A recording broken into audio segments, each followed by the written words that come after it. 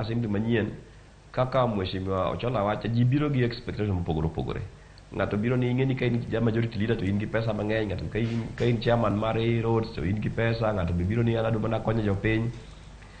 Committee chair en committee chair and committees te mag assembly gin important. Koro ng'ato kik bed gi luoro ni en e committee mane kata en e committee mane. Wan kaka watime Kisumu sama wuoyo kodi ni members mag county assembly gi caucus giromo kuonde mopogore, ng'ato chiwo interest mare to watemo advice gi ni obed give and take. Ok ochuno ni ka ok iyudo gima idwaro to koro mano assembly okethore. To mano gima dak nyis assemblies te mawinjo kaka mawuoyo ni members mag assembly beduru united.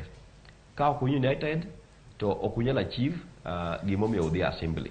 Nikech kata mana oversight mowacho ni nitiere assemblies moko ma ka idwa tim oversight ne executive to ng'ato oselidho wacho ni ng'eni members ka wacho kama mondo yude gimoro kuom ng'ama kamano. To ka un united wacho ni wadwa timo gini for the benefit of the whole county, to uyudo ka tich bedo mayot kendo bedo gi luor e kind the executive kod assembly kod jopiny.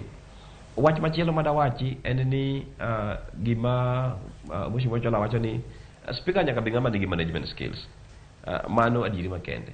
Kik obed ng'ama fail ni kobuli ji koni gi kocha ni to koro ni mano ka koro ng'ama tek kendo nyalo tero county kama chielo. Hapana.